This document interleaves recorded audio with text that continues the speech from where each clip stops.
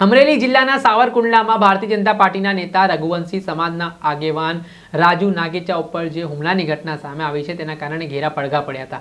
આ મામલે રઘુવંશી સમાજ અને હિન્દુ સંગઠનો પણ મેદાને આવ્યા હતા। તેમણે આ હુમલાનો પુરજોર વિરોધ કર્યો હતો અને સાવરકુંડલા બંધ રાખીને વિરોધ પણ દર્શાવવામાં આવ્યો હતો।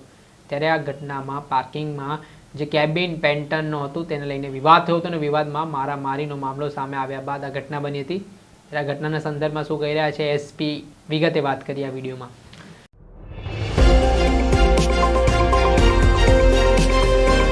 નમસ્કાર દર્શક મિત્રો, સ્કાયનેટ મીડિયામાં આપનું સ્વાગત છે। હું છું ફૈઝાન। માત્ર સામાન્ય વિવાદના કારણે અમરેલી જિલ્લાના સાવરકુંડલાની શાંતિ હળાઈ હતી।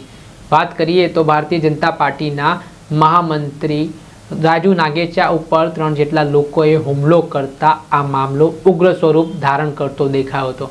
જેમાં સાવરકુંડલા ખાતે જે નાવલી નદીનું જે રિવરફ્રન્ટનું કામ ચાલી રહ્યું છે તે બાજુ લોહાણા સમાજની વાડી આવેલી છે। ત્યાં હાલ જે આરોપી છે પેન્ટર તેનું ત્યાં સ્ટોલ હતો ને આ જ સ્ટોલ હટાવવાને લઈને વિવાદ થયો હતો। જોતજોતામાં વિવાદ ઉગ્ર બને છે। રાજુ નાગેચા સાથે તેમના અન્ય 2 સાથીદારો પણ હોય છે। એટલામાં જે સામેના પક્ષના આરોપીઓ છે તેઓ દ્વારા હુમલો કરી દેવામાં આવે છે।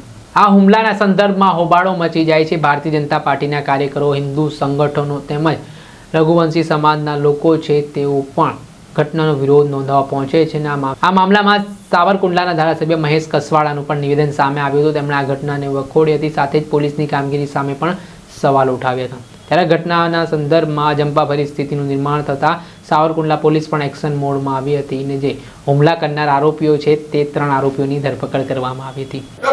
સાવરકુંડલામાં આજે વેપારીઓ ઉપર, એમની સાથે ભારતીય જનતા પાર્ટીના આગેવાન ઉપર કેટલાક લોકોએ ખૂની પ્રકારનો હુમલો કર્યો છે।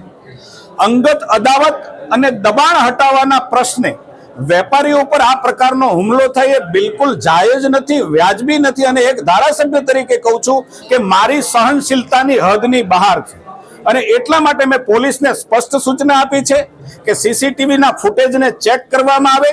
કેટલાક તથાકથિત લોકો વારાઘડિયા આવા નાના છબકલા કરી અને પોલીસ સ્ટેશનનો કબજો લઈ અને પોલીસને સમજાવી અને આવા ગુનાઓ છે એને વેરવિખેર કરવાના પ્રયાસો કરે છે। મેં પોલીસ સાથે સ્પષ્ટ શબ્દોમાં વાત કરી છે કે આવા પોલીસ સ્ટેશનને કબજો લેનારા લોકોને પણ ઓળખી પાડવા જોઈએ અને ક્યાંક પોલીસ આ બાબતની અંદર કાચી પડતી હોય તો એસપી કક્ષાએ કે ડીઆઈજી કક્ષાએથી વધારાની ફોર્સ મંગાવી અને નાવલી અને વેપારીની અંદર વધારાનો બંદોબસ્ત અને વધારાનું પેટ્રોલિંગ તાત્કાલિક શરૂ કરવું જોઈએ। સાવરકુંડલાની અંદર કોઈ પણ પ્રકારની કાયદો અને વ્યવસ્થાની પરિસ્થિતિ બગડશે તો એની જવાબદાર માત્ર ને માત્ર પોલીસ રહેશે। ઘણા સમયથી આ ત્રીજો હુમલો છે ભાજપના નેતા ઉપર, આપ શું કહેવા? મેં કહ્યું પહેલા સંઘના અમારા આગેવાન ઉપર હુમલો થયો છે, ફરીથી ભારતીય જનતા પાર્ટીના આગેવાન અને વેપારી પર હુમલો થયો છે। ગઈકાલે મેં કહ્યું હતું કે શાક બજારની અંદર પણ કોઈ દુકાનની અંદર જઈને ધમકી આપી આવ્યું છે। હું બહુ સ્પષ્ટપણે સાવરકુંડલાના વેપારીઓને કહું છું કે કોઈથી ગભરાવાની જરૂર નથી। આવી કોઈ ઘટના બને અમને કહો, પોલીસને તાત્કાલિક એફઆઈઆર કરવા માટેની હિંમત દાખવો। આવા કોઈ તત્વોથી ડરવાની પણ જરૂર નથી। ધારાસભ્ય તરીકે તમારી ઢાલ થઈને હું બેઠો છું અને પોલીસને પણ છૂટ આપું છું કે કાયદા પ્રમાણે જે પણ કાર્યવાહી કરવી પડે તમને બધાને છૂટ છે।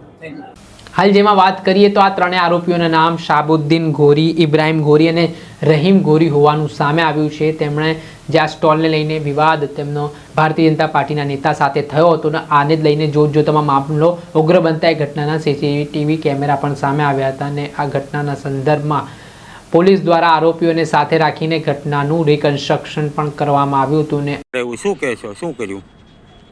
કોઈ પણ ગુનો બનતો હોય છે એમાં એ એક ઇન્વેસ્ટિગેશનની રિક્વાયરમેન્ટ છે કે ગુનો કઈ રીતે બન્યો એનું રિકન્સ્ટ્રક્શન, અને કોઈ જાતનું એમાં કોઈ હથિયારનો ઉપયોગ થયો હોય તો એ જો આરોપી બતાવવા માગે તો એ આરોપીને જ ખબર હોય કે એ હથિયાર ક્યાં સંતાડવામાં આવેલું હોય છે, તો એ રિકન્સ્ટ્રક્શન અને ડિસ્કવરી પંચનામું કરવાનું હોતું હોય છે।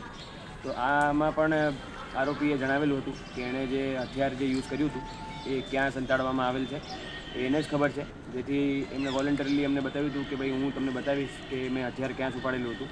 અને એના ઉપરાંત એક અમારે રિકન્સ્ટ્રક્શન પંચનામું કરવામાં આવ્યું હતું, કરવાનું હતું, જેને લીધે આપણે આજે આ રિકન્સ્ટ્રક્શન પંચનામું કરી રહ્યા છે।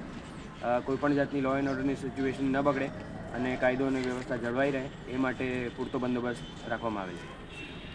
આ મામલામાં પોલીસે ગંભીરતાથી ગુનો નોંધીને કાયદેસરની કાર્યવાહી હાથ ધરી છે અને સાવરકુંડલામાં શાંતિ ના ડહોળાય તે માટે પણ પોલીસ દ્વારા પ્રયાસો કરવામાં આવી રહ્યા છે.